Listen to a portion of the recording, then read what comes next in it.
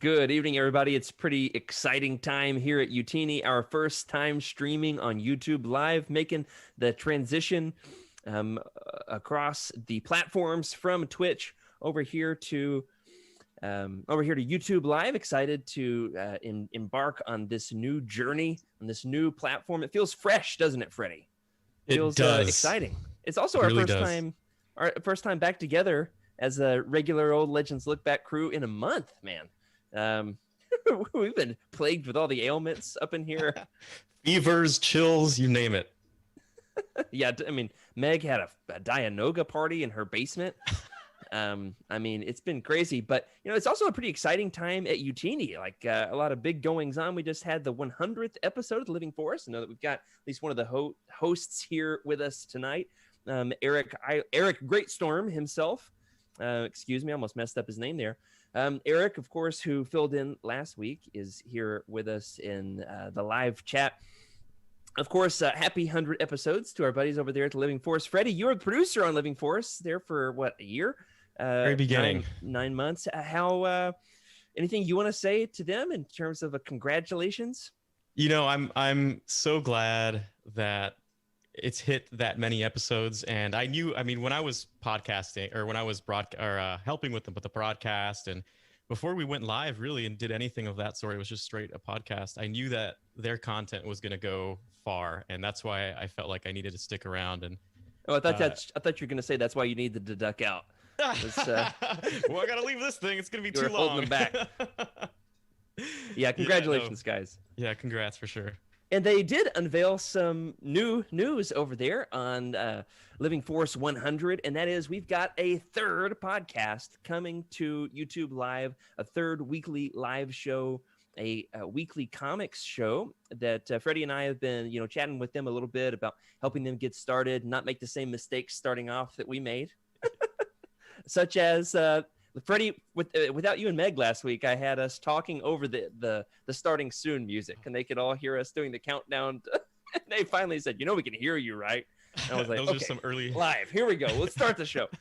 So we've been giving them memories. Some tips, but it's going to be called the Cosmic Force. Isn't that a great name? Cosmic, of course. You could put the S in parentheses or something like that, and it's comics, right? Yeah. The Comics Force. So we got the Living Force and the Cosmic Force. Now, Corey jokingly said in episode 100 that we're going to have to change our name. Now, our benevolent patron, Cheryl, said, don't you dare change your name. I like it just the way it is. Thank you, Cheryl. As an old man at heart who's set in my ways, I don't take change very well, so I would have a hard time with that. But theoretically, Freddie, what's another name that we could have if we were going to have Force in our name? What would be an appropriate name for a Legends show? Have you thought about this Legendary Force. The Legendary Force. That's good. That's good. We could have like Neil Patrick Harris come on as a guest. And oh yeah. Are you How I Met Your Mother fan, Freddie? Oh, absolutely, love it. One of my favorites. They got a few good Star Wars references along the way in that show. All right, I thought of a good one. Meg's especially going to love this one. How about the Slimy Naked Force? No. So Meg actually tried to cross that one out of the show notes, but did not succeed. Whew. All right, here's another good one. Forgotten Force. The Forgotten Force. Because, Legends, it's like, kind of on a bookshelf in the galaxy far, far away. Bookshelf straight out of the 90s is what we say in the audio intro. You got any other names, Meg, Freddie? This is tough. We can hit some real, like the Dark Force, almost like Dark Times. The Dark Times. Something. The Dark Force, the Dark World. Isn't that a Marvel movie? What was that one? The Rat Ghoul Force. The Rat Ghoul Force. I love it. Absolutely. Another good one is, especially when I try to describe Legends Lookback to people who don't even know that they're Star Wars books. I'm like, yeah, we talk about Star Wars books, but not the new ones. Not the one that's the #1 New York Times bestseller. No, we talk about the outdated and irrelevant Star Wars books. So the OG how about stuff. The outdated and irrelevant Force. There you go. That's okay. The OG Force. I like that one too. You got any, Meg? Come back to me. Okay. Well, you know what? It's not outdated and irrelevant. This episode of Legends Lookback happening live right here for the first time ever on what is this platform called? On YouTube Live. So let's start the show.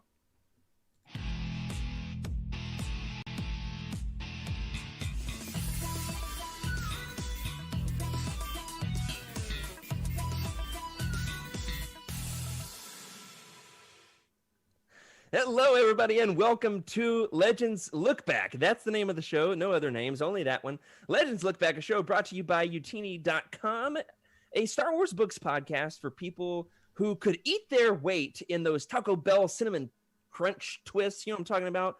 Where we talk all about Star Wars legends. We're celebrating our rich EU history as well as diving into lesser-known Star Wars classics. I'm your host, Jared Mays, and today I'm joined, recently released by a 2-1B medical droid, by Freddie C. How are you, man? And Palpatine sat with his legs crossed in the hot No, shower. Freddie, what is this? No, keep your fan fiction out of this. Released a little too early, I guess. We're having some steamy behind-the-scenes conversations in Slack today about bonus Patreon content or something like that. I'm not sure. Was it about OnlyFans, Freddie? We'll just stop right there before Meg mutes our microphones. Well, welcome back, man. It was not quite the same with. I mean, hey, it was fun last week and everything. Thanks, of course, to Carl and Eric for filling in. But you know, I get used to hanging out with you every Thursday night. It's fun, man. These random little notes and Palpatine prose in sensuous Palpatine prose. It's fun times. I gotta admit, the first time that I mentioned slimy naked Palpatine when we were doing our Dark Empire Roundtable, I honestly did not know it would become the whole thing that it has become. Yeah. Do I regret it? Jury's out on that one. I know some people do. Meg does. Yes, I do. Meg definitely does. And you can hear her, of course, welcoming back once again from being stuck in the trash compactor for a week. Joining us, our producer, the editor-in-chief at Youtini.com, Meg Dowell. How are you, Meg? I'm no longer underwater. That's good. Everything is fine. The books are safe. The books are safe. I do have something I need to talk to you about, though, Jared. Uh-oh. The bookmarks? Okay. Well, okay. So last week, you were kind enough to give me the night off because, it was a stressful time. So Sure. I'd finally gotten, my heart rate down. It was the was end of the without day. pay. Everything was great. And it was a little bit after 8:30 here. So I was like, hey, I'm I know what you're gonna chill. Let me finish my story. So I thought to myself, hey, I'm not running the stream tonight, but why don't I, just log on to Twitch, check See if it's happening. see how everything's going. And Jared, how about you remind our audience what happened literally 5 seconds after I logged on? What were you talking about? What did you say? Well, what could I have said? What were we even talking about? We talking about lightsabers. Uh-huh. It might have been before we got into the lightsaber content proper. Uh-huh. I mean, I'm guessing it had something to do with. Was that the moment that I screamed at the top of my lungs about slimy naked Palpatine? Louder than you ever have. Ever. Yeah, that's right. I felt a little in bit the off. history of Legends Look Back. It was like- Immediately, my blood pressure went up, all the way back up. I logged off. That's right. It was like when your mom leaves you and your buddies alone, when you're like a 12-year-old boy, on a Friday night. It was like, all right, we're going to say whatever we want. That's kind of how it felt last week, Meg. Got to admit. But welcome back. I am disappointed in you, but in all seriousness, it is good for the three of us to be back together again. It is. So With a +1. with a +1. That's right. Joining us for the first time on Legends Look Back, you know him and love him from such great Youtini YouTube hits, such as What Are the Dark Troopers?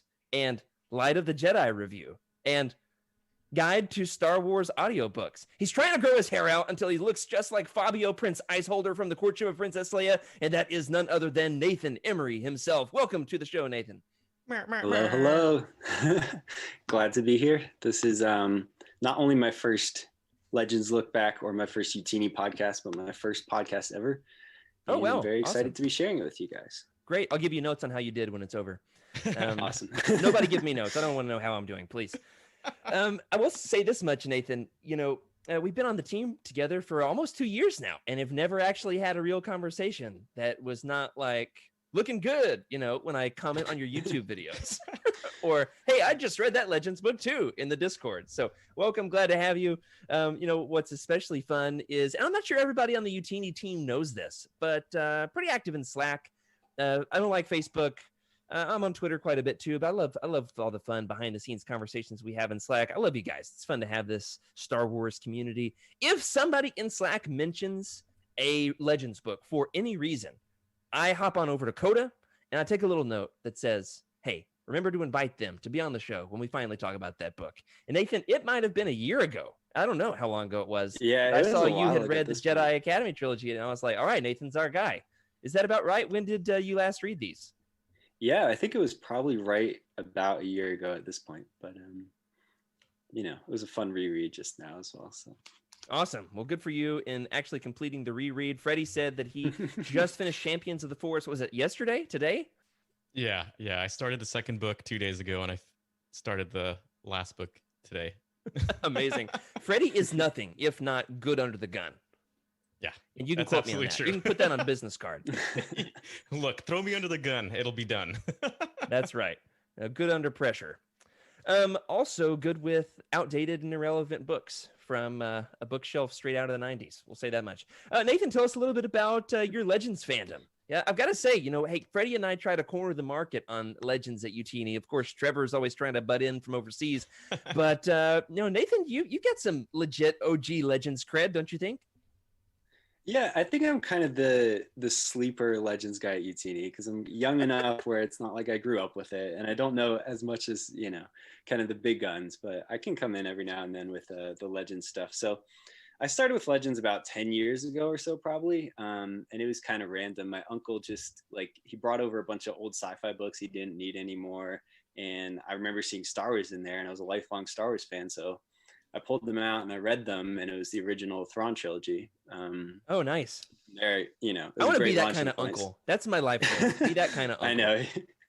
Yeah, right. So, so then I kind of read random Legends books here and there through the years and stuff. And then probably about 3 years ago is when I was like, all right, I'm really going to give Legends a go and kind of go chronologically and get the main story of Legends and all that stuff. Yeah. So that's where I am now.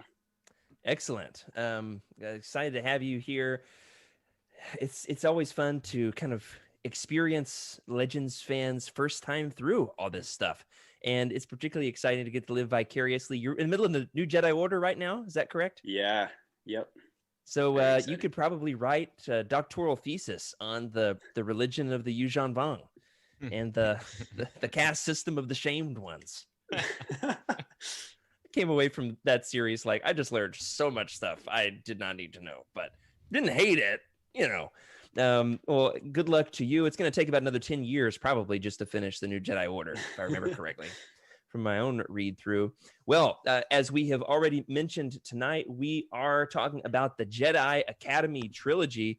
I don't know if I've shown this one off on the show yet. We've been off our game for about a month here. I was concussed, and then Freddie was under the weather, and Meg had the flood, and so we haven't been together. And I need to fix my autofocus where you can see these books a little better. I've got the hardcover of all 3 books from the Jedi Academy trilogy in this one volume. And it is gorgeous. The black and red color scheme. It's got cover art from all 3 of the books kind of stitched together in a collage. This thing is just absolutely one of the most gorgeous Legends books that I own. So excited to have it. I was swapping stories with Freddie before the episode started about how some of my paperback copies of Jedi Academy trilogy are falling apart because they were well read and well used when I bought them at the used bookstore in my hometown in 2001. Freddie, tell us about your copies of the Jedi Academy trilogy. You were busting out some fun facts on me here before we got started. Yeah. So I have the paperbacks, all 3 of them, and I'm casually reading them, right? And I like to read every single thing from the prologue, the dedication. I read everything, acknowledgments, and I get to the page before the actual story starts, and then there it is. Kevin J. Anderson's signature. And fresh. Just at random. It's not like you bought them from him. No, totally just from a bookstore. I got them used at a bookstore a long time ago. It's incredible. And check that out. Both 2 Absolutely and 3 were incredible. signed. So I just got lucky. That's so awesome. I try to collect all the Star Wars authors' autographs. And recently just framed my Timothy Zahn and Aaron Alston autographs. Ooh, nice. Got those on book plates and had them framed. Pretty proud of them. But I don't have KJA. So, you've got a stone in your Legends author Infinity Gauntlet that I don't have. I'm going to have to rip it out of your forehead. And then we'll start a sitcom. It's going to be amazing. A couple of bits of housekeeping before we get into the roundtable proper. And that is Mailbag, our Mailbag segment. I just showed off a book that I recently got, the Jedi Academy Trilogy. Meg, Freddie, Nathan, you guys got any new Star Wars books you want to show off? Let's see. Well, because I've got some if I need to go again. The only thing I have right now is a hardcover of Truce at Bakura that I found for $2. Hey, way to go. Nice. I was going to say, I think I own 4 copies of that, different versions of it. It's definitely my 6th version. Just because of you. Yeah. I see it and I think, what would Freddie do? He would buy it. He would definitely buy it. Nathan, you got something? Yeah, I've been getting the new Jedi Order in. Oh, cool. So, since it's so many books, I just kind of go with hardcover or paperback, whatever's out there. This one's staying, but yeah, Eric actually just completed his new Jedi Order hardcover collection, which is pretty exciting. I own just really the regular impressive. 5. I don't own the special, sci-fi book club versions. Oh yeah, now, that's exciting. How about you, Meg? I will have things to show off next week. Okay, cool. I've got one last thing to show off. I've got a couple of new comic variant covers here. This is the 3rd printing of Light of the Jedi, of the High Republic #1. It's got Skier and Keeve Trennis in a lightsaber battle. It's maybe my favorite cover of the series. And then I got a variant cover. I'd forgotten I'd ordered this one. It showed up, and I was like, what is this? Pretty exciting variant of Light of the Jedi #2.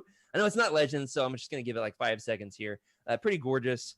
And I'm excited for some more of those to release next week. I've been like having that High Republic addiction. I've just been craving it. Hasn't been any new ones in a few weeks. What am I going to do? Well, excited to get my hands on some more of those. And you can get your hands on some new Legends books as well. It's pretty exciting. We've got 2 new upcoming Legends releases coming up pretty soon on March 9th. You can pick up the Legends Epic Collection New Republic Volume 5. Whew. That's the best thing about Legends, isn't it? These long titles. Legends, Marvel's Legends Epic Collection, Marvel's Star Wars Legends Epic Collection New Republic Volume 5, Dark Empire. And somebody on the team was just saying they picked that up today. Spiced in. Jacob was saying he picked that one up, which is exciting. And we're going to cover on this show, we're going to be reviewing that pretty soon. We'll talk about all the rest of the Dark Empire stuff that you haven't heard about yet, since we first just covered the first volume of that. So that's coming your way. And also, Trevor from across the pond is going to be joining us for nothing other than what Trevor does best. And that is, we're going to wax poetic about short stories galore from the Star Wars Insider, the Fiction Collection Volume 1, which releases on March 23rd. Now, I just got an email the other day that said mine's been delayed. So might have to send a message to Trev. We'll rearrange the schedule. But be assured, you will have your Trevor and you will have your short stories. You excited about that one, Freddie? Yeah, I've always been a fan of short stories, mainly because during the dark times, that's all we really had continuously to kind of keep us going. So it's a lot of fun. Yeah, a lot of short stories. I've got one I'm hoping to read this weekend that ties into the Jedi Academy trilogy, which you're going to learn about in just a second. One final bit of housekeeping, and that is this. We have a new, exciting way that you can interact with us through Legends Lookback, and that is the Legends Lookback Goodreads group, which our good bud Emily Daybeck has helped us start. I know that Meg and I interact quite a bit over there on Goodreads, and now you can interact with us too. We've got the Legends Lookback Goodreads group. You can follow along with us. I've posted an exclusive question, some commentary, some debate, some discussion that you can have exclusively over there on the Goodreads. If you're in the Discord channel, you're watching this on YouTube, you're thinking, what is it? Why can't I just comment here? You're going to have to go over to Goodreads to find out. But I can tell you this much. It's a lot of fun, and it does involve Corn Horn. So without further ado, this book, we're going to be talking about the entire Jedi Academy trilogy in a 2-part roundtable. This episode is about the characters. Next episode is about the overarching questions. And this is a direct quote from the book. All right, get ready for this. From the mouth of 3PO himself, he says, "Earthquakes, geysers, volcanoes, and lava. Oh my." What great writing in these books. I mean, Kevin J. Anderson is an absolute poetic master, and I can't wait for us to be getting into this. It's also got spongy growths, drug spiders, and you guessed it, another Death Star. I told that to my 6-year-old, and she said, "Aren't there already 2 Death Stars?" So, I mean, hey, you can hire her to write these things. Why not? It came out in 1994 from Kevin J. Anderson, as is already mentioned. Freddie, did you know that he's actually only written one other full-length Star Wars novel in addition to the Jedi Academy trilogy? I mean, and he's written so much in Legends. That's, And it yet has reminds only me... fully written himself one other full-length adult Star Wars novel. Yeah, it's so funny that you say that. I was thinking that as well. I was looking at his what is it? His biography of Star Wars, and I was like, really? I feel like there was more, but I mean, there is a lot of content that he has created. So, yeah, it's crazy to think that, though. Yeah, he of course also was the editor and compiler and contributor on the 3 of the Tales books. So he famously started that off with Tales from the Mos Eisley Cantina, continued it going with Tales of the Bounty Hunters and Tales from Jabba's Palace. He famously co-wrote some of my very favorite Legends books, and that would be the Tales of the Jedi comics, along with Tom Veitch. And then he also co-wrote the Young Jedi Knights series, along with his wife, Rebecca Moesta, which is pretty exciting. And I asked my wife if she'd like to write some Star Wars with me. And she said, you just go in there and do your podcast. I'm going to take a bubble bath. So he's got a good thing going for him. I mean, pretty exciting. And it's cool, honestly, having reread this, the way that this series does tie into the Young Jedi Knights is especially fun. A couple of these students from Luke's Academy actually, hate to break it to you, they go dark. And they become quite villainous in that series, which is pretty fun if you know the rest of the story. He also co-wrote a few old school Legends reference books. He famously, Freddie, did you know this? That he actually wrote the very first introduction to Darth Bane. He wrote a short story that came out just slightly before the Jedi vs. Sith comic. Did you know that KJA introduced the galaxy to Darth Bane? That is wild. I had no idea. Wow, there is that is crazy cat right outside my window that I've never seen before. What's up? You want to join Legends Lookback? Sorry, we've already got our guest for tonight. I think it's Exar Kun. What's that? It's Exar Kun, just the dark one. His spirit just trying to haunt That's me. how he appeared to Kip. Yeah. Amazing. So, a little bit more trivia about this before we get into the summary. Freddie, what Star Wars book, do you know this off the top of your head? What other Legends book serves as a major retcon to the Jedi Academy trilogy? Do you know this one, Nathan? I don't think I do. Uh-oh. Do you know it, Freddie? Well, I know that I'll tell you this much. Oh, you go ahead. There is a book set in 11 BY, or is it ABY or so? Yeah. I Jedi, I believe, is around Jedi. the same time. That's right. Yep. Yeah, absolutely. A very famous book around Youtini parts. I've got to admit, after I finished the Jedi Academy trilogy, I read like 100 pages of I Jedi, and I regretted it. I regretted it for sure. I have not yet attempted that one. Well, hey, now that we have just completed the reread of this, now is the time to go back because it really does serve as a very fun alternative history to the way that this goes down. He just kind of retcons Corran Horn right into it. He just shoves Corran Horn right in there with his extendable lightsaber and everything. It's actually kind of fun for Corran to be the foil for everything that's wrong with this trilogy, and I love it. Don't get me wrong, I love this trilogy. But Corran basically just is just griping at Luke on every page. He is just telling Luke everything he's doing wrong. And it's very true to Corran's character, but it's also so clear that Mike Stackpole was not the biggest fan of this book and felt the need to fix it. And so it's just like calling Luke onto the carpet. He's like, oh, what? You couldn't tell that Kip was about to turn to the dark side? Oh, what? Dan Taurus challenges you to a Jedi, lightsaber battle right in front of everybody. Doesn't even apologize. You don't even put him in detention or anything. I mean, it's just amazing. So you at least got to read, there's like 100 pages in the middle there that is a retcon of this series, which is a ton of fun. And also, Freddie, did you know there's a comic series that ties into the Jedi Academy trilogy? I did. I haven't read it yet. It's on my list, especially after I've gone through these books. So it's pretty breezy. Almost every page is just action scenes and stabbing this big monster with lightsabers. Heck yeah.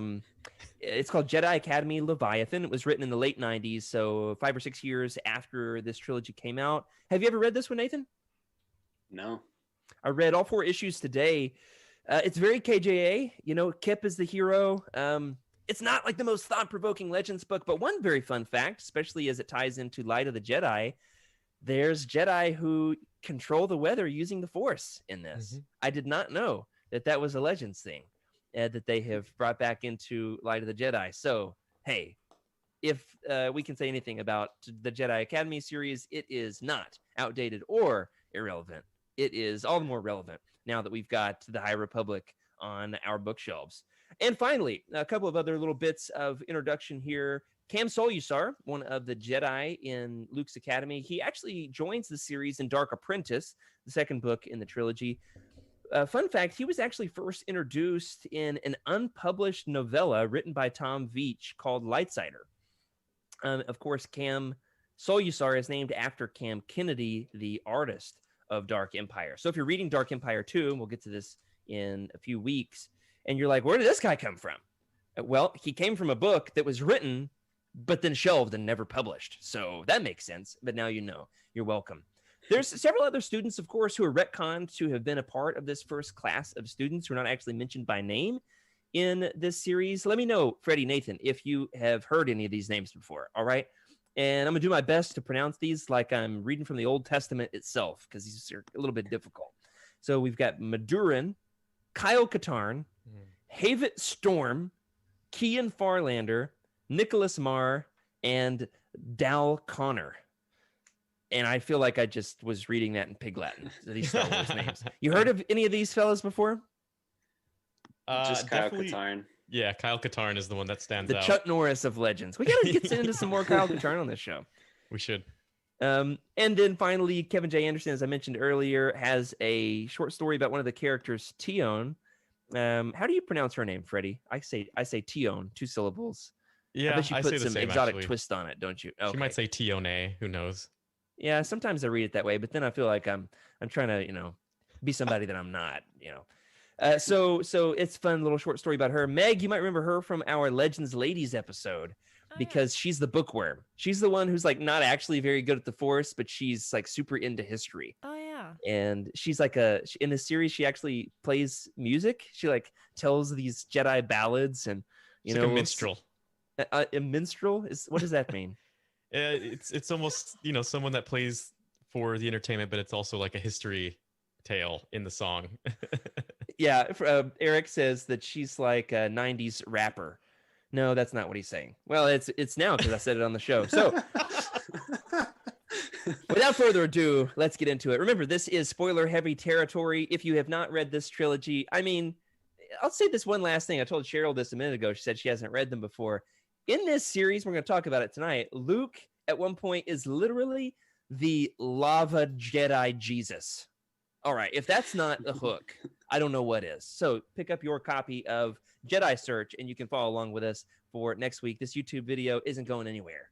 I mean, unless it does, but like Exar Kun's spirit, it's coming back with a vengeance. So, following the defeat of Grand Admiral Thrawn and the resurrected and slightly slimy Emperor Palpatine, Luke realizes that the time has finally come to commit to reestablishing the Jedi Order. He, of course, pitches this before the New Republic Senate. They give him a standing ovation for having such a brilliant idea, and then he is off. But 3 things really stand in his way. 1, he needs some Force-sensitive students if he's going to actually start a school for Jedi. Secondly, he needs a physical location in which to establish the school and keep it out of the reach of the remnants of the Empire because, of course, they haven't learned how to have Zoom school like we have. Thanks, coronavirus. And, of course, the long-dead Sith spirit of the Dark Lord Exar Kun has his own secret plans for the school.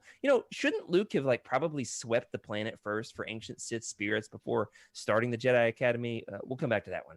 Don't answer that. Luke dispatches a few teams of buddies to scour the galaxy for potential Jedi students. He goes to the volcanic world of Eel Shah to retrieve the leader of their surviving but starving colonists. I loved all this stuff on Eel Shah. It was so cool, including their leader, an angry man named Gantoris. Totally not a red flag at all. Except Gantoris totally raises some major red flags from the start and runs Luke through a series of tests before agreeing to join him, culminating in almost getting Luke eaten by a massive lava serpent. And, also Gantoris has been having Force-fueled nightmares about a dark man tempting him with power. but it's probably no big deal. So I'll just come to the academy anyway. And Gantoris joins up. Then they get a cloud-hopping hermit from Bespin named Streen. What's his deal? It's kind of weird, but I like him. No sign of Grogu for this academy, though. No baby's Yoda.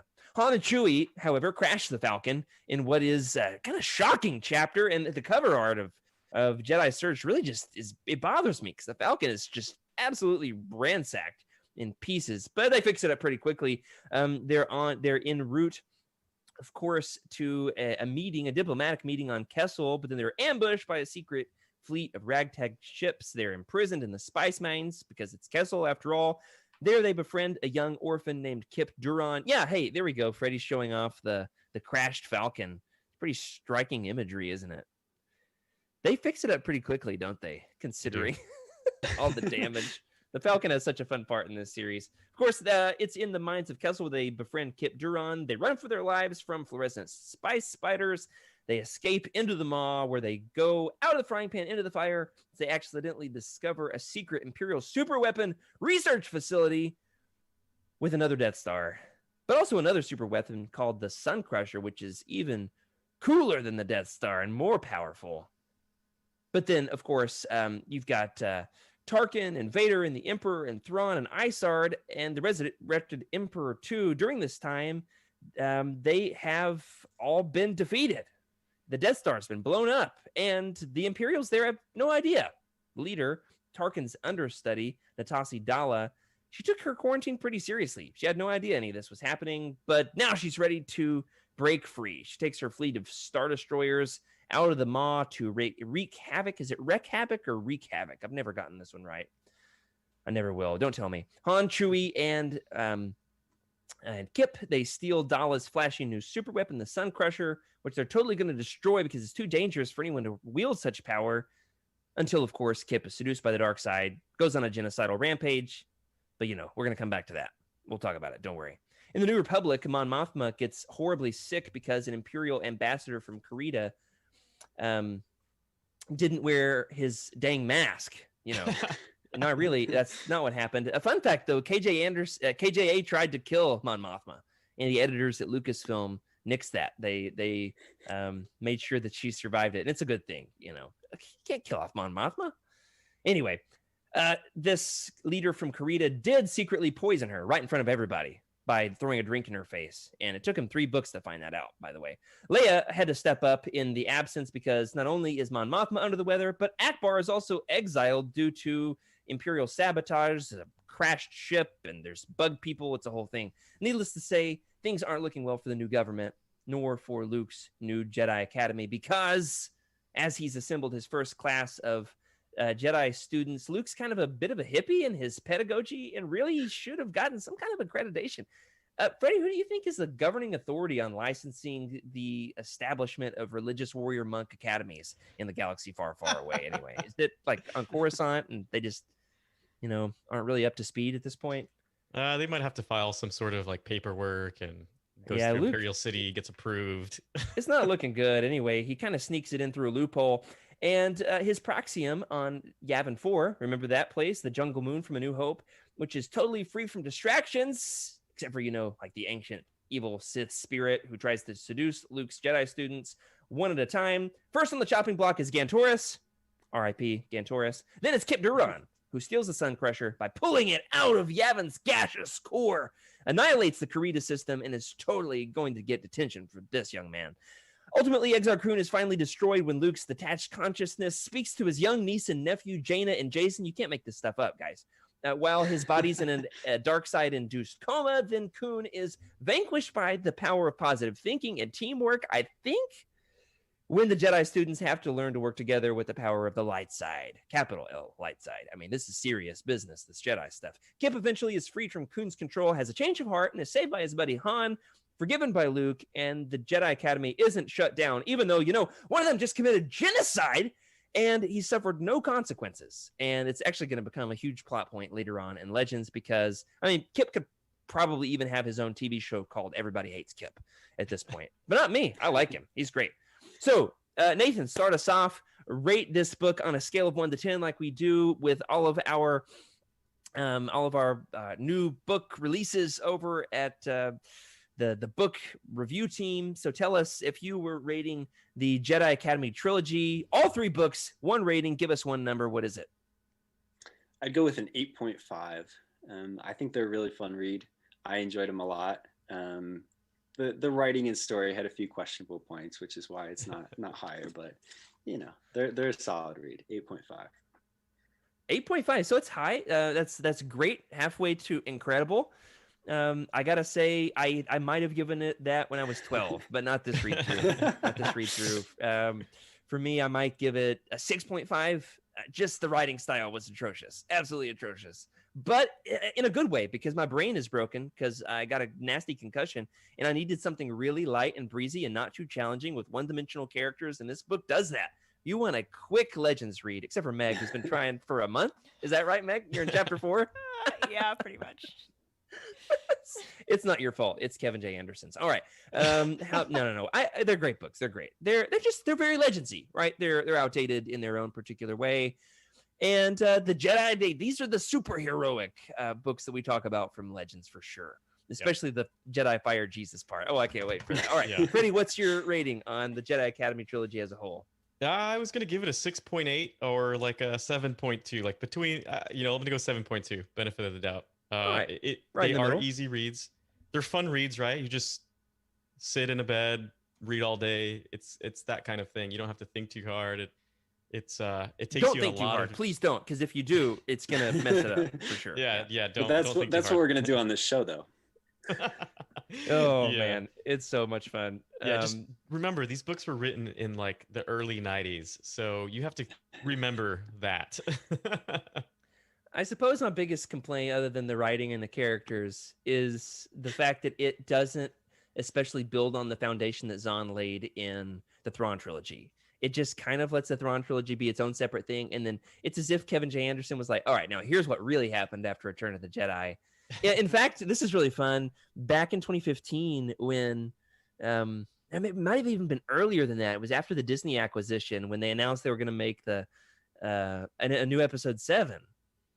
These original Legends authors, a handful of them, were interviewed by a major media outlet. I forget what it is. I'll see if I can find it. I'll throw it up in the Discord. They were asked, what would your plot be for episode 7? So like all these years later, we're talking about the 20 teens here. They've had some time to reflect on these books that they've written. Zahn comes up with a pretty crafty answer. It's not exactly a regurgitation of the Thrawn trilogy, but does say, there's some things about that he would carry over. And kind of pedantically, KJA says, like, I would do exactly word for word what I wrote in the Jedi Academy trilogy. I wrote the story of what happened after Return of the Jedi, and there's no reason they should depart from that in any way at all. That's canonically what happened after Return of the Jedi. I mean, he doubled down on it hard. He was like, I would make a student named Kip Duron who gets seduced by an ancient Sith spirit while Luke tries to set up his Jedi Academy. I mean, it was amazing. I was like, I had to put the magazine down and just applaud the man for sticking to his Legends guns. That's what we do here on this show. Oh, man. So much fun. So much fun. Let's start off with Luke Skywalker himself. It's going to be our character-focused episode, and we're going to have to quit introducing this thing sooner or later. Let's start off with the Grand Master, who is well on his way to becoming a Grand Master. Of course, he's going to have to get, in his ancient Sith coma first, but don't worry, he's got young nieces and nephews to help him. Start us off here, Nathan. Did you notice the passage where Luke gets thunderous applause for no reason? Talk to us about the way that Luke is portrayed in this series, the kind of reverence for him, how Luke can do no wrong, even though he really does a lot of wrong. What's your portrayal of Luke overall in this trilogy? Yeah, I mean, it's just like his students, everybody in New Republic, like everybody he interacts with, it just, adores him. Like, he's this superhuman, super heroic figure, and like, I mean, everybody absolutely agrees him. Yeah, they treat him with kid gloves. We're gonna let your sound balance out a little bit here, Nathan, before we come back to you. It's breaking up just a little bit. Freddie, did you find it comical? Did you agree? Yeah. Should they have given him a standing ovation just for pitching the idea of starting a Jedi Academy? Yeah, Nate, he put it right on. It was the most. I mean, you could see it in a movie, right? the scene starts. He's asking, "I need a Jedi Academy, and I'm gonna do it to save the Union." You know, and everyone's like, "Yay!" That's exactly what it was like. It was so cheesy, but He had it was accomplished nothing. He was like, I'm gonna do it, y'all. yeah. But it definitely was. It brought on like the high spirits, right? You could. That's exactly what they were trying to go for, were the high spirits before the soap It gets you opera. amped. It does. It gets you real amped. So it's like the very peak of everyone's feelings until everyone gets sick and a lot of death happens. Yeah, I mean, I guess you can look at it that way. The fact that like it looks like it's going to be really successful, but then there's a lot of, sabotage along the way, both in the government and at the academy itself.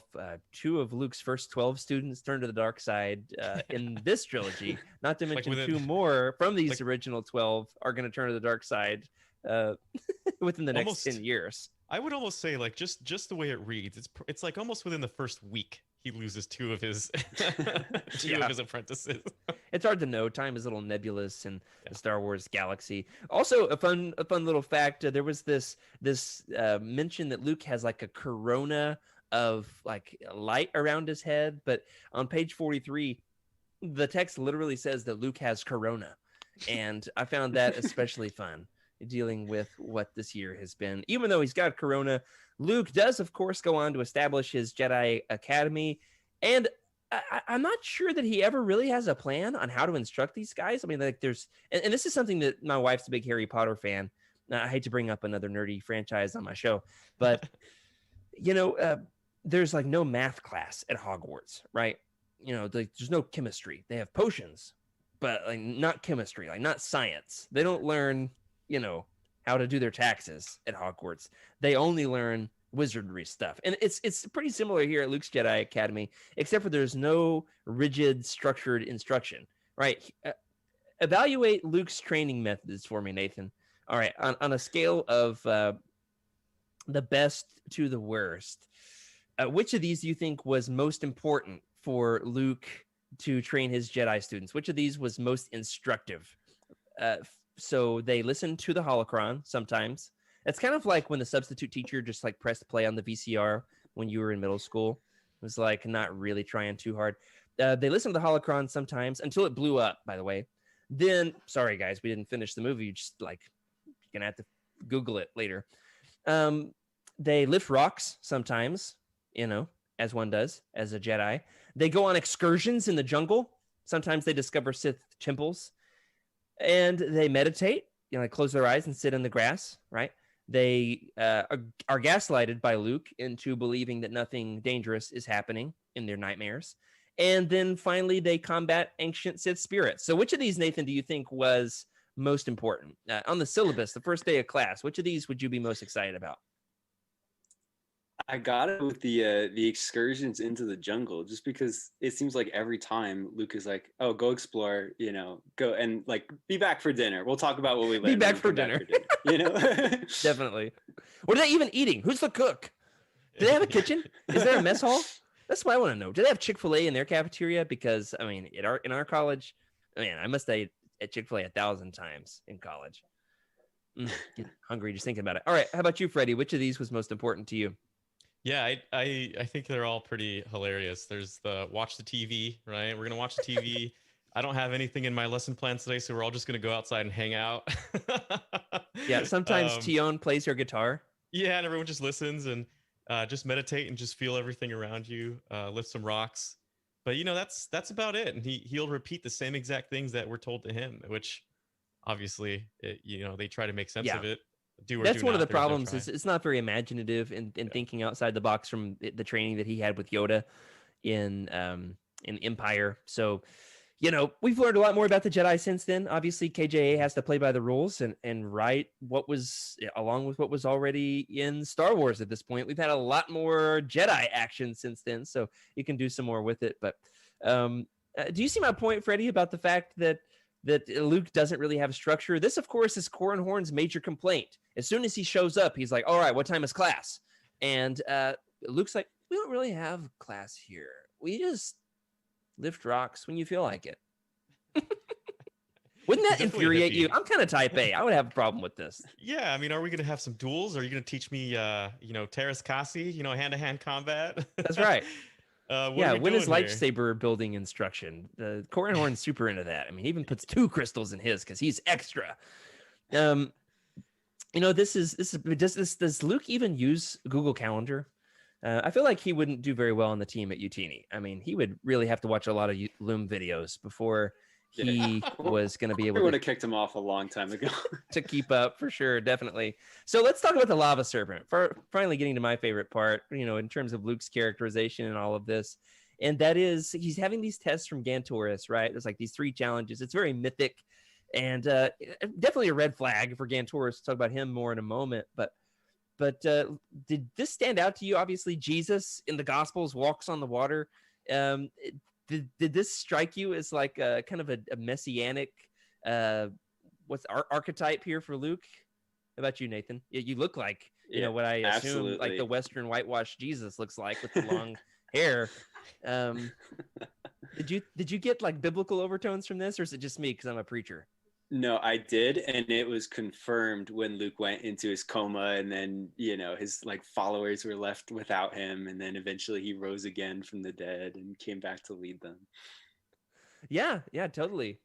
It's amazing the way that when the stepping stones are like messed up, across the lava because there's this fire serpent. Luke's like fine. Luke's just stares Gantoris in the eyes and doesn't blink and just straight up walks across the lava. And I just, it's kind of a mic drop from Luke as far as I was concerned. And this is one of the complaints people have about Legends. It's like Jedi can do whatever they need to do that's relevant to the plot. They're a little bit overpowered. This series in particular, they're pulling sun crushers out of the sun, or is it out of the gas giant? Still like gas giant. Yeah. There's like the pressure inside is supposed to be crushing. Powerful. Yeah, crushing. Sure, you're supposed to crush the sun crusher. And yet Kip, with the power of Exar Kun, just yanks it out of there. It's super OP. Luke, of course, is not to be outdone and walks across fire. Freddie, do you want to comment on the Jedi Fire Jesus Luke Skywalker? Yeah, there's this trope that I every time I read this phrase, I couldn't help but laugh. And it wasn't like a very funny laugh. It was just kind of like a nervous laugh, like, oh, how many times do we keep saying this? But it's like, I have a Jedi technique that helps me ease my gas, or yeah, I've noticed this as in some of the early Legend stuff, particularly across the KJA verse, that is the Tom Veach, Kevin J. Anderson stuff. It's like definitely Jedi powers, Jedi techniques. It's not so much becoming a Jedi, but like you do Jedi stuff, or you can learn dark side techniques, skills to add to your Jedi tool belt, right? Is that what you're saying, Freddie? The fact that it's not so much about becoming a Jedi as much as like doing Jedi stuff? Not just that, but I feel like if whatever ailment there might be in the world, it can solve any problem. Exactly. Like, oh man, I just stubbed my toe, let me do a Jedi technique that helps me relieve my toe pain. Or something ridiculous. There's always a technique, right? That's kind of like an easy way out. I'm not saying I don't know. Maybe it is. Well, who doesn't have it easy in this trilogy is Leia Organa Solo herself.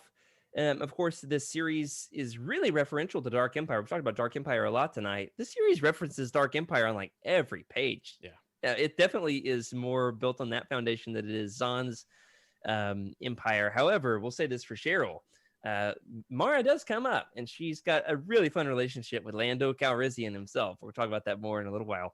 Leia, however, doesn't have it easy. Of course, it's established in the Thrawn trilogy as well as in Dark Empire that, hey, she's cranking out those Jedi babies at this point. The series starts off by reuniting her with her kids. Jason and Jaina come back from having kind of been in exile and safekeeping with Winter. And then the baby Anakin is kind of hunted by the Caridans, the villain Fergan. I just pictured him as like the villain from Frozen, the Weasel guy, Weaselton, the Duke of Weaselton. Can you tell I've got little girls? Watch a lot of Frozen. I just pictured him the entire time, which was a ton of fun. He's definitely mustache twirly, but Leia, she like does not know how to take care of the kids, but she wants to, right? She's got a lot on her plate. Freddie, talk to me about how Leia comes across in this trilogy. She's got an arc. Yeah. right? You know, we can't sell her short, but it's kind of painful, isn't it? It is. I mean, it's definitely not the strongest I've seen Leia. For instance, you know, she's not very strong with the Force. She has very slight tinglings, but doesn't have a master in any of it, and it almost doesn't really care too much that she does not master it. Yeah, she's not super Uh, committed to her training. yeah, and you know, she's like, oh, her. I mean, first of all, her babies didn't even know her. You Yeah. know, when they came back. I'm So glad that this series rectifies that. It's like, all right, let's yes, get her back with her kids. yeah. Yeah, it was kind of painful to see. I mean, even if the character, you know, in the book, she's very busy. Mon Moth is giving her a lot of tasks. There's a Yeah. fledgling New Republic to maintain, and she happens to be one of the key personnel to do that. And she's also a mom, and maybe a Yeah, Jedi. I mean, she's got a lot on her plate. She definitely goes from, you know, not knowing how to take care of her kids to, of course, spoiler alert for the end of the series, she's promoted to chief of state, which becomes the status quo in the rest of the Bantam era Legends material, right? Up until the New Jedi Order, I think Leia is the chief of state for like 10 years of the New Republic. So she's serving in this prominent position. Leia, of course, goes from just trying to hold the New Republic together to be foisted into this position of authority. So I do appreciate the arc that she has in this series. And one of the things we've talked about this before, I think, Freddie, talking about, do you like Jedi Leia or politician Leia? And obviously, Dark Empire, she's Jedi Leia. You know, she's tackling Palpatine with the lightsaber. You know, she's dueling against Luke Skywalker, evil Luke Skywalker, but not really. It's kind of nebulous. Freddie, do you prefer Leia as a politician or Leia as a Jedi? You know, so different Legends authors handle this Yeah. differently. I think Leia's a politician. That's who she is supposed to be, right? She's supposed to be very much like her mother, Padme. Granted, I don't know. I don't think Padme was even written close to this time at all. So, or the idea of that. But yeah, she very much fits the politician, and I think you see that a lot with you know, A New Hope. They're trying to capture that version of her, but she very much is an action person, right? She does like to be in the midst of it all, and yeah, it's a tough question, honestly, to really determine which one I like. I think I like both. You know, when she plays both roles. How about you, Nathan? Yeah, I'd go politician as well. I mean, she's just kind of a natural leader, and really see that, you know, here and in a lot of other Legends. But yeah, I mean, they definitely did downplay the Jedi thing here. You know, Luke keeps chastising her, like, you need to work on your training more and stuff like that. But yeah, I think overall, she's kind of meant to be a politician. Yeah, definitely. No, I gotta admit, shout out to the Dark Nest trilogy. I love the arc of Leia finally becoming a Jedi, mostly because it's like you kind of are resigned to thinking she's never going to become one, and then boy, does Denning double down on her becoming a Jedi. It's so much fun because you know, she's like dueling. I think I mentioned this last week or on something recently. Oh, I've got too many podcasts in the works, guys. She's like dueling against a one-armed, crazed dark Jedi, Alima Twi'lek dark Jedi on top of a moving spaceship. So she goes from, in this series, like, nah, I'm not sure if Jedi stuff's for me, to dueling a Twi'lek dark Jedi on top of a moving spaceship. That's right. You did not hear me wrong. Leia, in this trilogy, I like that she has an arc, which is not necessarily true for all the characters. You know, who I think KJA writes the best in this entire trilogy, though, is Han Solo. On the one hand, Han has a bromance with Kip. He kind of takes this young, scruffy, you know, spice miner under his wing, future Jedi, future genocidal Jedi turned good Jedi, but definitely kind of anti-establishment in the New Jedi Order. Kip, he's a whole thing. Han takes Kip under his wing, at least in Jedi Search. But then Han also has a really fun bromance with Lando, especially in the second and third books of the trilogy. There's this whole bit that goes back and forth of them playing cards to competing for the Falcon over and over and over again. Like, they just keep doing it. I found it so charming and humorous. So Nathan, who has the better bromance with Han Solo in this trilogy, Kip or Lando? I gotta go Lando, just because I enjoyed it more. It was, you know, hilarious, absurd. You know, with Kip, it was heartwarming, and I enjoyed that too. But the Lando, you know, Han bromance was just unmatched in this trilogy. Oh man, it was so good. So like the bit, it kind of plays into the recent Solo film, doesn't it? Where the whole idea is that Lando doesn't believe that Han won the Falcon legitimately from him. I think it's in the Hutt Gambit. It's in one of the Crispin Han Solo books. I forget where Han wins the Falcon from Lando. And the idea is he didn't win it legitimately. So Lando is like, it's still my ship. I want my ship back. So they're like, let's just play cards for it again. And then Han's like, I promise I won't be mad. But then Han throws an absolute hissy fit. And they just keep, throughout the whole series, they're like bumming rides off each other. As soon as Han loses the Falcon, he's like, Lando, I need you to give me a ride to Kashyyyk. And then as soon as Lando loses the Falcon to Han, he's like, hey, buddy, you know that spaceship you got? I could really use a ride. We need to go pick up Mara Jade. We got a hot date. And it's just so good, so good. Finally, at the very end, they agree they're going to go back to Kessel to find the Lady Luck, which he lost. It wasn't like anybody took it from him. They just like kind of forgot to pick it up. And so like they go back to Kessel, get the Lady Luck, and finally he cuts his losses. Absolutely great with the bromances. I can see Freddie, or at least I could for a second there, flipping to a certain passage that he had in mind.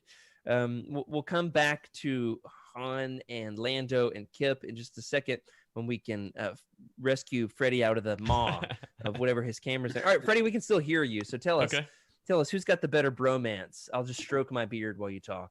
Yeah, the better bromance, Kip or Lando? It's definitely so Kip and Lando to me have the mentee-mentor kind of lifestyle, right? He's almost like a big brother. Right. But when it comes to friendship, Hando, there we go. That's their ship name. That's their ship name, guys. Not Hondo. That's a totally different character. Hey, Han. Han and Lando. Lando, look at me. This is tough, guys. I'm having a hard time right now. Han and Lando, a Star Wars story.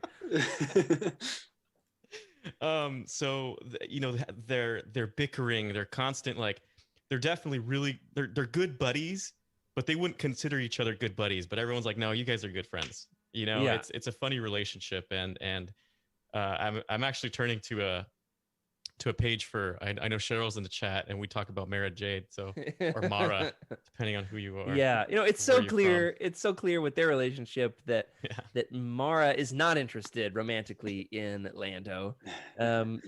She is just continually, putting off his efforts, but like Lando doesn't give up easily. Obviously he wants to keep trying to win the Falcon from Han. He also is just not going to give up on. Not going to give up on Mara either. However, I will say this much for Cheryl's sake. I've officially been proven wrong. They don't date. They don't have a real relationship. Mara never really acquiesces to wanting to date Lando. Now, I've got a theory on this. Nathan, let me know if I'm right. Do you think this was KJA trying to put Mara with Lando because he didn't want Mara with Luke? Is this like an anti-Zahn thing? I could definitely see it. There was one passage in Champions where like Mara said something kind of nice to Lando and he was like, I never will forget that, or something like that. So like it feels like he is kind of like pushing the envelope as much as he can with the two of them. Like it goes a little beyond just like Lando, jokes about Lando. He really pushes it. Did you find your passage, Freddie? I found my passage for Calrissian and Mara. I think this is the one. I'm not sure if we're ready to talk about this one. I'm just going to go ahead and do it. Yeah. So they're sitting, it's towards the very end, and Calrissian and Mara are talking about the whole Kessel thing and the operation, right? And Mara's just sighed, but it was more of a resigned, tolerant noise than an actual annoyance. You just don't give up, do you, Calrissian? He shook his head, still grinning. Nope. Giving up is not my style. Not ever. Mara slumped back in her passenger chair and stared outside of Lady Luck's front viewport. I was afraid of that. It's so good. It's so good. He wrote all the Han Lando stuff so well in this. So Cheryl, you were right. We debated this in the Thrawn trilogy, episodes. You were right. I was wrong. They never actually dated. We were dealing with my memory from when I read these 20 years ago. But you're not right about who shot first in the cantina. It was Greedo. Greedo shot first. All right. That's canonical. Now, she does say she likes your Lando impression. So that's good. I like that. It is good. It is good. I actually, when reading this series, Freddie, was hearing Lando's voice in your impression of Lando's voice this entire way through. So congratulations. We have arrived. Now, we've talked about Han and Lando. Let's talk a little bit more about his understudy. That is Kip. He takes Kip under his wing. Now, Nathan, did you track with Kip's fall to the dark side? For me, it felt a little bit sudden. Was it logical for the character progression? I love the way Kip was established in Jedi Search, but then clearly he's just like under Exar Kun's influence, and there's not much of a transition. Did you track with it? Yeah, I had some problems with that. It was just so sudden, and then it kind of seemed like in the end, it almost got like retconned. And I know we'll talk about this in a little bit, but like, yeah, it's like, I was possessed the whole time. The influence he was. Yeah. So no, it wasn't really. It was a little startling to me. Yeah, I don't blame Kip. I blame KJA, but I eventually Gantoris was just so clearly like already dark when he got there. Gantoris is just like he wants power. He liked ruling his people. But he clearly like had a good side in him, but then unfortunately Exar Kun got the better of him. And then he exploded? Did he explode? He must have combust. Charred. He said it was like charred flesh. Like he just I don't know. Man. Internally combusted, yeah. It was brutal. I'm reading that chapter this time around, got a little sick, like a little nauseous. Maybe it was a concussion. Maybe it was the book. I don't know. It didn't matter. Freddie, how about Kip for you? Was this a logical character progression? It felt a little rushed, right? I mean, he all of a sudden lands on this planet. And he's like, all these people are weak, you know, and he gets a little. I'm not sure why he becomes so cocky all of a sudden. He was just in a tunnel his whole life, basically. Well, they basically establish he's the most powerful Jedi student. Yeah. When your only other competition is Streen. I mean, sorry, Streen. Streen's actually pretty cool in the Jedi Academy Leviathan series. He's like uses the weather. Yeah, he's definitely a weather dude. Could have been a weatherman. Yeah. It was rushed to me. It felt a little bit rushed. That's what this trilogy needed. Just 100 more pages, Freddie. That's what this trilogy needed, for sure. Well, so you brought something up really interesting, Nathan, and that is you felt like it was retconned at the end, just how under the influence he was. You want to speak to that a little bit? What do you mean by that? How responsible is Kip for his actions, in your opinion? Yeah, so in Jedi Search, it sounds like he's just listening to Exar Kun's like teachings, and that's all. He's learning to use the dark side, and that's why he's getting power. And then in Champions, when the spirit of Exar Kun is defeated, Kip's like this weight has been lifted, and it's like almost like he wasn't controlling himself, which is not what it seemed at all in Jedi Search. Yeah, it's a little bit nebulous just how under the influence he was. You got an opinion on this one, Freddie? I mean, this is one of those things where you just got to read it and don't think too hard about it. The more you think about it, the more you try to decipher what's going on. The more you're just like, Did you say disciple? Now you're speaking my language. Dark disciple, am I right? There you go. Almost said disciple, yeah. But Kip. I don't know. It's a cool little single variable character, right? He's got one personality. He's just strong and super alpha for some reason, but he was so likable in Jedi Search when he's just like he befriends Han and Chewie. He's like, hey, these guys are cool. I'm gonna hang out with them. Yeah, hey, I think I know a way off this planet. You guys want to get out of here? Yeah. So he's fun in that regard, and I did like his relationship with Han, where Han has to be the one to redeem him instead of Luke, which is fun because in this series, Luke is super into redeeming people. Luke is just like, he loves it. I've got a trick up my sleeve. We're gonna redeem them, and Luke just has that redemption card. You're redeemed. Yeah, everybody gets a redemption. Absolutely. Now, speaking of disciple, I'm gonna preach for like 1 minute here. All right. Now, this is something that comes up a lot in Legends, where somebody is possessed by an ancient Sith spirit. Right? This needs to be like one of these Legends Lookback drinking games. Yeah, somebody's possessed by an ancient evil Sith spirit. Take a drink. Right. Well, in the real world, it can be really tempting to blame other people for your bad behavior. It's like, well, it wasn't my fault. It was my wife. She just really gets under my nerves. Or it was my teacher. It's the reason I'm not succeeding in school. Or the devil made me do it. That one comes up a lot in church, right? Oh, that dang devil. He just tempted me again, right? Whereas I think a better perspective on this, and I want to hear your thoughts on this, guys. We have got to take responsibility for our own actions, right? Even if you've got some kind of a flaw, or if somebody else caused the problem in your life, you still have a choice in terms of how you treat people. Even if you have the most miserable existence on planet Earth, you can treat people with kindness, right? You don't actually have to blow up the home planet of your enemies, right? There are other options on the table. Freddie, what do you think? Is this right? Should Kip have taken more responsibility for his actions? And think about this in a real world context too.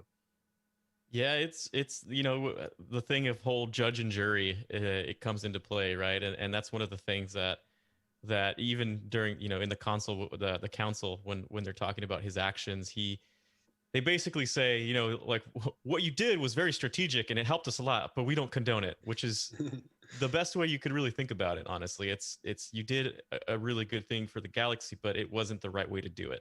Right. And it's a very ethical question. And yeah, it's interesting. And it's honestly like a very interesting thing to put into a Star Wars book too, because, destroy all Imperials. That doesn't sound bad. Blow up a military academy. So like you're killing Imperial kids who are in school. Yeah. So, but there's a different way to do it. There's a way to take hold of the planet, right? Put the right people into a prison and a blockade. It's perfectly legal, right? Sure, exactly, and propaganda the heck out of the planet and get everybody onto the the New Republic. Yeah, well, and the series starts off where Mon Mothma is trying to court the leaders of Karita into having a diplomatic meeting, but like they clearly don't want it. They're like, all right, we'll poison you instead, crash your B-wing. How about you, Nathan? How responsible do we need to be for our own actions, or should we just blame ancient Sith spirits anytime we do anything evil? Yeah, I mean, I think Kip does get a little bit of a pass, given that, he basically grew up underground in Kessel, and then he comes out into the world like all impressionable and stuff. So he gets a little bit of kind of, I guess empathy for that. But yeah, I mean, ultimately he did choose to kill. I think they say in the book like millions, maybe billions of people. So yeah. There's a lot of death on his hands that ultimately, one way or another, he has to kind of answer for. I really like the way that this is treated in, I think, the new Jedi Order. One of the late Legends series really deals with some people within the New Republic, especially as the galaxy is uniting more and more from the Imperial remnant. They absolutely hate Kip Duron. They want him off the Jedi Council. They want him tried for his actions. They're like, I had an uncle who died at Karita, or a brother who died at Karita, and Kip Duron should not be one of our lawmakers, right? He should not be on the Jedi High Council in this new government. So I like the way this is explored, 10, 20 years after this.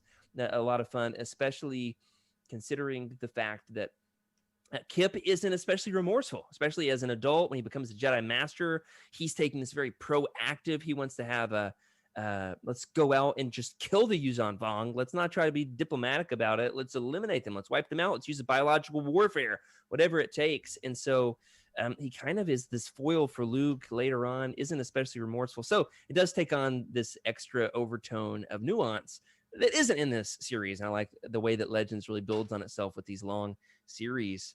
Yeah, no, Cheryl is asking a good question. And Cheryl, it's nebulous in the series. She says, wait, wasn't this a possession? Or did Kip still have his own autonomous thoughts?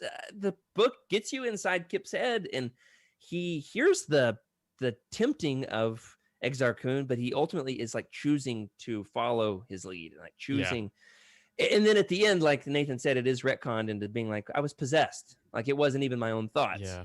To me, from my point of view, the way it looked, Cheryl, is more of like the, I want to be powerful. I know I'm powerful, so I'm going to learn all of these powerful techniques. And I'm smart enough to know that, he's the dark side, so I'm not going to let him trick me that much. I just want him to teach me all of his powerful stuff, right?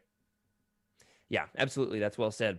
Let's talk about, before we ever even get to Kip, we first start off with Gantoris. Now, I love Gantoris. He's so much fun. I remember as a 10-year-old, I made my own little Gantoris Lego, and I would have so him cool. jump out of the volcano that I built, and made my own fire serpent. I wish I could find pictures of that. It'd be so fun. It was probably terrible. Anyway, Nathan, what's Gantoris's problem? Is it his lust for power? Is it his obsession with forbidden knowledge? Or is it just his lack of sleep? He's just like staying up all night. We're building lightsabers and practicing dark side stuff. What's his real problem? I guess it's got to be power. I mean, that's what he kind of seems driven by. He doesn't really seem like he needs like forbidden knowledge or anything. Like the reason he's building a lightsaber seems to be just, because he wants more power and strength. How about you, Freddie? Yeah, he definitely seems like he's a little extra, as they say. Everything. I think it's because it's on his home planet. Like they treat him like a god, right? Yeah. I mean, I guess you are if you're the only one with Jedi powers, with Force ability. Exactly. You grow up in a town of 120 people. Yeah. He definitely had some lust for power, and even I'm pretty sure he was, and I'm not 100% sure. I'd have to go read it back, but I'm not sure if Gantoris was actually using the life force of other creatures to keep him awake and whatnot. Ooh, that's dark. So, and that's kind of where his darkness fell, right? I want to say he was listening to whatever Exar Kun was saying, and it was definitely getting into his head. But he was also very conflicted, and the whole dream that he had prior to everything just really messed him up. Yeah, talking about the lust for knowledge, he becomes obsessed with wanting to know more, and so he's trying to access the holocron, and eventually that becomes his downfall. It really reminds me of the early chapters of Genesis. Here I am putting on my preacher hat for a second. The whole idea with man's downfall, right? The fall in the garden is that Eve wants more knowledge. The serpent says, God doesn't want you to know as much as he knows, because if you did, then you'd be like God. It's just if you only knew as much as him, then you would be as powerful as him. And eventually, mythologically, that is man's problem. That's our sin. Her sin is all of our sin, which is that we want what we can't have. And so we try to subvert power structures in the world and choose selfishly. And well, I'll get off my soapbox there. But I do think maybe the real problem is his lack of sleep. Get some sleep, folks. Like if you attempted to stay up all night to work on a project, just get some sleep instead. Gantoris, I'm going to go on record here. He could have been saved if he would have just taken a nap. Am I right? Yeah. But he didn't. I'll go on record to say Gantoris was a little hot-blooded. Oh, rest in peace, Gantoris. Shout out to Gantoris. He's a real one. Finally, let's talk about another villainous character in the book. And then we're going to play a little game. We'll be done for tonight. And let's talk about Admiral Natasi Dalla with her quarantine hair and everything. Did you notice the passage that said like there's no hairstylists in the Maw, so she's just let her hair grow out for the 20 years she's been stationed in the installation. So she's got like this long ratty hair. I was like, oh, that's a mood. I get that for sure. Like I've had one haircut in the last calendar year, and clearly Nathan hasn't had one in 20 years. So with the long hair he's got rocking over there. Dalla, of course, comes back later in Legacy of the Force, maybe in Fate of the Jedi. I forget which series she becomes, the ruler of the entire galaxy, which is super cool the way that she's reused. But in this series, I was a little disappointed. She didn't quite live up to my nostalgia. Freddie, how is Dalla different from other big Imperial bad guys like Isard and Thrawn and Palpatine, with or without clothes? What's Dalla's agenda? What's she all about? Well, first of all, she is Grand Moff Tarkin's former lover. So, understudy, right? Is she understudy? No. Lover. Was there a lover thing? Did I miss that? Absolutely, yes. Oh. Yeah. So, and she just seems to lose purpose after she realizes there's really no one left. Right, there might be some warlords left fighting for whatever, but she's stuck without any news. And once she finds out that everything that she was working for and everyone she was working for is no longer there, she's just like, all right, well, I don't know what to do. Let's just go destroy things. Yeah, I loved that. She was like, well, there's no more Empire. We're not going to try to take over the galaxy. We're just going to blow stuff up. And I really loved that. That was fun. Definitely fun. How about you, Nathan? What do you think Dala is all about? Yeah, I mean, her whole arc in this is kind of funny. Like, she gets promoted because of her relationship with Tarkin, and then Tarkin's like, "Well, just go sit in the middle of the mall, and we'll call you if we need you ever." And then they wait there, faithfully for like years. I think it's like 10 years. And then she's like, "Well, yeah, like everything I lived for is completely destroyed. There's a complete new government. Oh well, let's go out with a bang!" Like. Yeah, I loved that she's got 3 Star Destroyers, and this was really giving me some like, what are the names of Columbus's ships? The Pinta, the Santa Maria. yeah. I'm missing one. The Santa Maria, the Nina, is that one? Nina, Pinta, and Santa Maria. Yeah, is that right? Yeah, it was really giving me these vibes because Dala's her Star Destroyers. Their names are awesome. There's the Basilisk, the Gorgon, the Hydra, and the Manticore. And before they even make it out of the maw, she loses one. One gets blown up by Kip Duran or something like that. And it just loved it. Like throughout the trilogy, she just loses another Star Destroyer, and then another Star Destroyer, and then another Star Destroyer. They just like kept going down one at a time. And I was like, oh, you start off with a fleet of 4, and they just systematically going down. If you notice, they go in like the most spectacular fashion. One of them just gets sucked up in a black hole. Another one gets blown up in a nebula. One's blown up by Kip, right? Yeah, one of them gets Admiral Akbar flies another one flies a ship right through the other one. Right. He holdos it. Yep. Yeah, he holdos it. No, he gets out of it, right? He empties it. Yeah, he's remote. He's remote controlling it. He remote controls a Star Destroyer into Admiral Dala's. It's so cool. It's so great. I love it. Dala for me was like, she was a chaos agent in this. She was definitely like, hey, if I can't rule the galaxy, we might as well burn it, which was a ton of fun. Yeah. She just couldn't get a single win though. No, not a single win. the end of Champions, don't spoil it too much.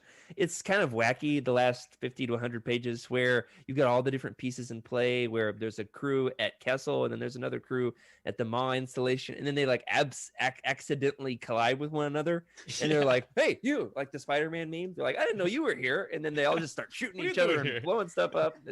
It's so comical, and it's so much fun. Very light, very breezy read.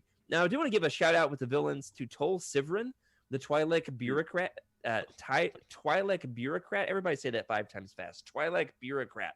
Woo! It's gonna have to be my vocal warm up before we start next week's show.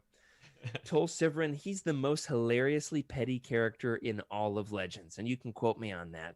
Freddie, you know who I'm talking about? The one who was like constantly saying, I think we should have a meeting to discuss this, right? Oh man, he worries me a little bit because I'm definitely like very process driven. Like we should do this because then we'll never really mess up. But then I see his point of view and I'm like, not sure right now is a good time to look at the manual. You should just try to stay alive.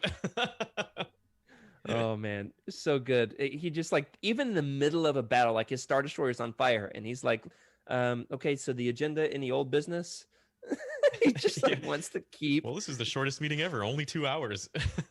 Oh, I know. It's so good. How about you, Nathan? Did you like Tol Sivrin?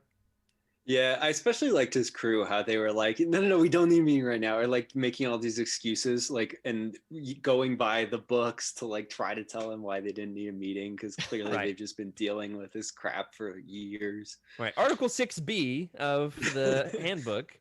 During a rebel incursion. Right. And then he says, there's not a process. There's nothing in here about what happens if the Death Star is hijacked by rebels. Possibly we should add that to the handbook. And so it's like their ship is getting sucked into a black hole. And he's like, make sure you add a section in the handbook.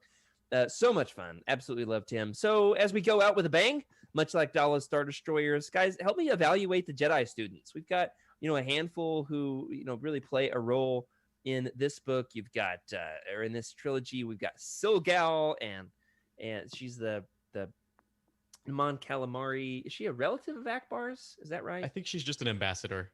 The ambassador from She's the healer. Love Silgal. She becomes Jedi Master on the Council later on in the new Jedi Order. So help me. Let's give honoraries, right? Honorifics, like it's the class yearbook for this first class of Jedi Academy students. Who's the most memorable? Who's the most powerful? Who's the best equipped for a future seat on the Jedi Council? Who's the class clown? All right, let's give out awards for this first dozen students. Start us off, Freddie. At least give us one. Okay, most memorable. I definitely say that, and I never remember her name. The Mon Calamarian ambassador, Caligula. Silgal, What's her name? Yeah, Silgal. Silgal. Okay, Right. Okay. Yeah, I think she played a really big role, especially with saving Mon Mothma. That was how they really. I guess that was definitely Lucas Arts or Lucasfilms addition to that, right? So it's the way to save Mon Mothma from her sickness. Yeah, she definitely is not a warrior. She has a different skill in the Force. I like Silgal a lot. She's typically a voice of reason on the Council. Yeah, most equipped for the Council for sure. How about you, Nathan? I'm going to take class clown, and I'm going to say Dorsk 81. Oh, yes. Yeah. Shout out to Dorsk 81. I'll say this much. Something happens with Dorsk 81 later on in Legends. And guess what? There's even another one. There's Dorsk 82, who also becomes a Jedi in the Jedi Academy Leviathan series. And he's got a fun little character arc in that. And they love their heavily processed foods. Yeah, the whole deal with Dorsk 81, if you don't know, is he's a clone of Dorsk. He's the 81st clone of Dorsk, and Dorsk Phalia, am I right? Dorsk, of course, has like they're very strict. They're trying to like clone their species into the most perfect version of themselves. So they keep iterating and trying to refine their DNA to make the most like perfect specimen. But then Dorsk 81 is a reject. He's a failure because he has the Force, right? He did not come out the way he was supposed to be. But then the whole series are like, you're not a failure, Dorsk 81. You're totally unique in our sight. I just so love good. that they have to add the 81 after his name every single time. It's so great. Oh yeah. And then I love that there's a Dorsk 82 as well. Also becomes a Jedi. I'm gonna just give a shout out to Karana T and Brachus. They both have a really fun arc in the new in the Young Jedi Knight series. So they come up in those books as well. So Karana T actually was in the courtship of Princess Leia a little bit, and was a Dathomirian Force witch. I don't think she was a Night Sister. She was the good Night Sister, right? Yeah, it was like the Force witches of Dathomir, something like that. Also want to give a shout out to Tion, who's keeping them entertained with her stringed instruments and with her I think she's the only person in the galaxy who likes Tales of the Jedi as much as me. She's super into Nomi Sunrider, aren't we all? Give a shout out to a couple people who have chimed in over on our new Legends Look Back Goodreads channel, where I've started a discussion there. My buddy Caleb chimed in to say that Tion will always have a soft spot for him, primarily for her role in the Junior Jedi Knight series as well, which I have not read those. So looking forward to seeing what she does there. I know later she becomes like the headmaster of the academy, which is she's definitely suited for that.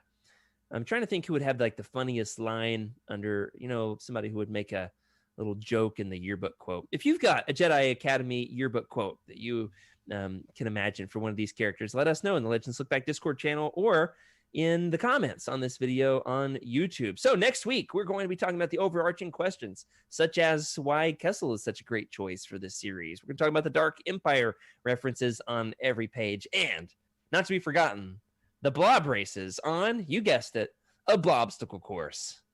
And I'm not kidding.